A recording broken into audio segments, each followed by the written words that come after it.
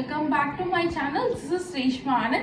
So இன்னைக்கு வந்து நம்ம எல்லாருக்குமே ரொம்ப பிடிச்ச ஒரு வீடியோ தாங்க பார்க்க போறோம். அது என்ன அப்படினு பாத்தீங்கன்னா எல்லாரும் கண்டிப்பா பெங்களூர் போகும்போது மேக்னா ஃபுட்ஸ் பிரியாணி சாப்பிடாம வரவே மாட்டோங்க. பிரியாணிக்காகவே வந்து நம்ம பெங்களூர் போறோம். அந்த அளவுக்கு வந்து அந்த பிரியாணி ரொம்ப டேஸ்டா இருக்கும். நம்ம சேனல்லையும் அந்த மேக்னா ஃபுட்ஸ் பிரியாணி ட்ரை பண்ணி எப்படி இருந்துச்சு அப்படிங்கறது வந்து ஒரு ரிவ்யூவா போட்டிருக்கோம். நீங்க அந்த vlog வேணா போய் பாருங்க. ஸோ இன்னைக்கு வந்து நான் அந்த பிரியாணியை இன்ஸ்பயரா வச்சு நானே வந்து வீட்ல மேக்னா ஃபுட்ஸ் பிரியாணி தான் செய்ய போறேன். இது என்ன பிரமாதம்? இது விட பெசலைட் ஒண்ணு இருக்கு. கூவுடா. இது கேட்கும்போது உங்களுக்கு காமெடியா இருக்கும், எப்படி இவ செய்வா அப்படின்னு சொல்லிட்டு எனக்கே வந்து கொஞ்சம் நர்வஸா தான் இருக்கு. ஏன்னா வந்து ஃபர்ஸ்ட் டைம் நான் இந்த மேக்னா ஃபுட்ஸ் பிரியாணி ட்ரை பண்ணி பார்க்க போறேன். நிறைய யூடியூப்ல சர்ச்லாம் பண்ணி கொஞ்சம் எனக்கு தெரிஞ்ச ரெசிபிலாம் எழுதி வச்சு இன்னைக்கு நான் பண்ண போறேன். ஸோ அந்த பிரியாணி வந்து செஞ்சுட்டு அந்த பிரியாணி சக்சஸா வருதா இல்ல சொதப்பலா வருதா அப்படின்னு தான் நம்ம இன்னைக்கு பார்க்க போறோம். நாங்க இன்னைக்கு செய்ய போற பிரியாணி வந்து மேக்னா ஃபுட்ஸ் பிரியாணி மாதிரி வருதா இல்லையா அப்படின்னு நீங்க தெரிஞ்சுக்கணும் அப்படின்னா கண்டிப்பா இந்த வீடியோ ஃபுல்லா பாருங்க. சிக்கனை மேரினேட் பண்ணி வச்சிடலாம். சிக்கன் மேரினேஷனுக்கு நான் இன்னைக்கு 1 கிலோ சிக்கன் எடுத்திருக்கேன். அதுக்கப்புறம் 1 கப் தயிர் ஆட் பண்றேன். அது கூட 1 டீஸ்பூன் மல்லித்தூள், 1 teaspoon pepper, 1 teaspoon chilli powder add பண்றேன். இப்போ தேவையான அளவு உப்பு சேர்த்ததுக்கு அப்புறம் 1 டீஸ்பூன் இஞ்சி பூண்டு பேஸ்ட் ஆட் பண்ணிக்கலாம்.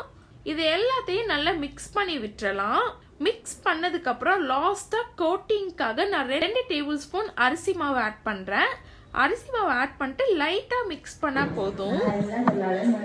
ஸோ இப்போ வந்து நம்ம சிக்கனை மேரினேட் பண்ணி ஒரு 20 மினிட்ஸ் இதை அப்படியே வச்சிடலாங்க. அதுக்கப்புறம் நம்ம இதை ஃப்ரை பண்ணிக்கலாம்.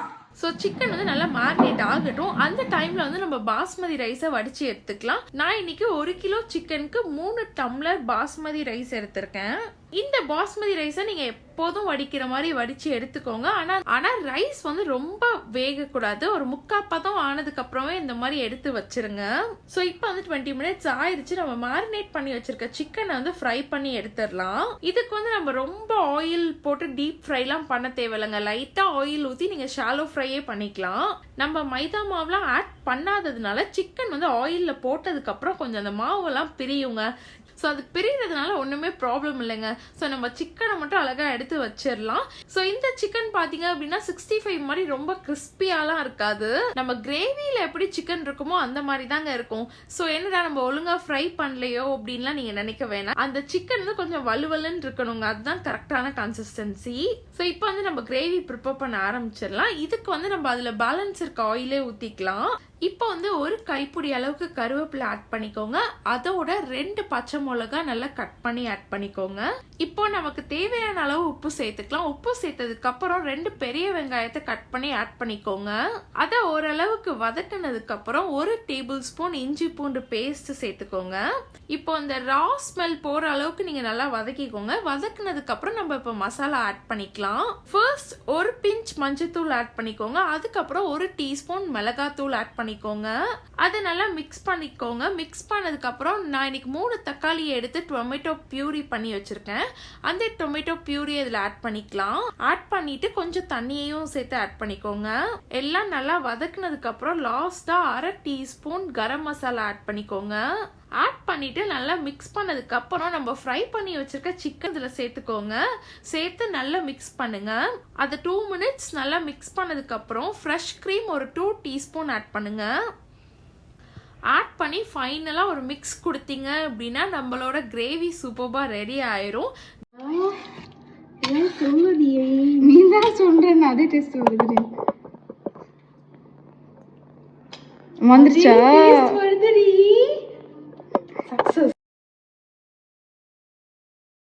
கார்னிஷிங்க்கு லாஸ்டா கொத்தமல்லியும் புதினாவும் ஆட் பண்ணிக்கோங்க. இப்போ நம்ம ரைஸை வந்து தம் போட்டுடலாம். அதுக்கு வந்து சிக்கனை ஃப்ரை பண்ண அந்த ஆயிலே பேலன்ஸ் இருந்தா எடுத்துக்கோங்க. அதோட 2 டீஸ்பூன் நெய் ஆட் பண்ணிக்கோங்க. அதுக்கப்புறம் 1 பெரிய வெங்காயம் நல்லா சாப் பண்ணி ஆட் பண்ணிக்கோங்க. அதுக்கப்புறம் நான் கீழே நோட் பண்ணியிருக்கேன் அந்த ஸ்பைசஸ் எல்லாம் ஆட் பண்ணிக்கோங்க. ஆட் பண்ணி கொஞ்சம் உப்பு சேர்த்து அதை நல்லா வதக்கிக்கோங்க. வதக்குனதுக்கு அப்புறம் 1/2 டீஸ்பூன் இஞ்சி பூண்டு பேஸ்ட் சேர்த்துக்கோங்க. அதையும் நல்லா வதக்கிக்கோங்க.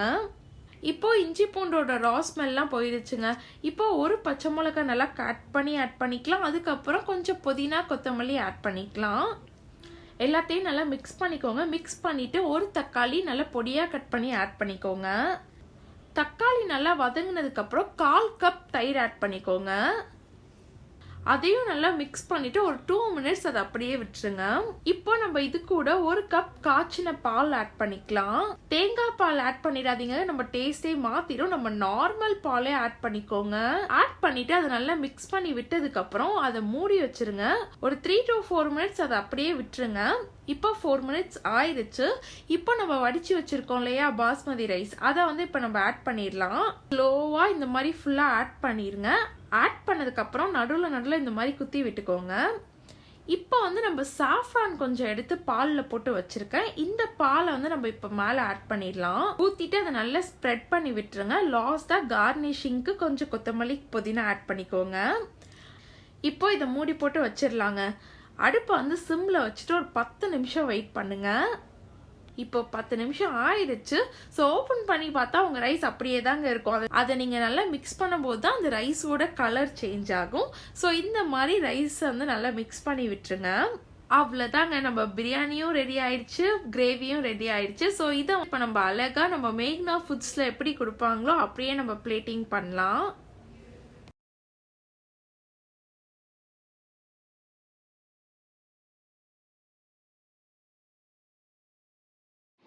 ஸோ அவங்க எப்படி சர்வ் பண்ணுவாங்கன்னு நான் பண்ணி காமிக்கிறேன் உங்களுக்கு.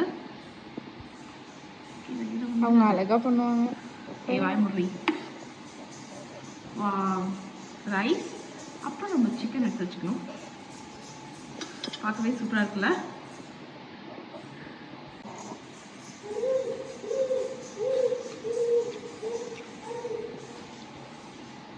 நிஜமா ரொம்ப சூப்பராக இருக்கு. அந்த ரைஸ் மட்டும் இன்னும் கொஞ்சம் பெட்டராக வரணும் அப்படின்னு நான் நினைக்கிறேன். பட் கிரேவி வந்து அச்சசல் மேக்னா ஃபுட்ஸில் சாப்பிட்ற மாதிரியே இருக்குங்க, வேற லெவலில் இருக்கு. ஸோ எப்பயுமே வந்து நமக்கு ஃபர்ஸ்ட் ட்ரையே அவ்வளோ நல்லா வராது. இது வந்ததே எனக்கு பெரிய விஷயம் அப்படின்னு தான் நான் நினைக்கிறேன். இந்த ரைஸ் மட்டும் இன்னும் கொஞ்சம் ஆல்ட்ரேஷன் பண்ணால் சூப்பராக ஆயிரும். ஸோ நீங்களும் கண்டிப்பாக இந்த மேக்னா ஃபுட்ஸ் பிரியாணியை ட்ரை பண்ணி பாருங்கள். இது வந்து கொஞ்சம் கஷ்டம், நாங்கள் செய்கிறதுக்கு நிறைய ப்ரொசீஜர் இருக்குது. பிரியாணிக்காக எப்பயுமே நம்ம பெங்களூர் போய்கிட்டு இருக்க முடியாது. ஸோ கண்டிப்பாக நீங்களும் இந்த பிரியாணியை வீட்டிலே ட்ரை பண்ணி பாருங்கள். நீங்கள் ட்ரை பண்ணி பார்த்துட்டு உங்களுக்கு எப்படி வந்துச்சு அப்படிங்கிறத வந்து ஃபீட்பேக்காக கமெண்ட் செக்ஷனில் சொல்லுங்கள். அண்ட் இந்த பிரியாணி உங்களுக்கு பிடிச்சிருக்கும் அப்படின்னு நினைக்கிறேன். இந்த வீடியோ உங்களுக்கு பிடிச்சிருந்தா லைக் பண்ணுங்கள், ஷேர் பண்ணுங்கள், and இந்த சேனலை சப்ஸ்கிரைப் பண்ணுங்க. Thank you so much. Bye bye.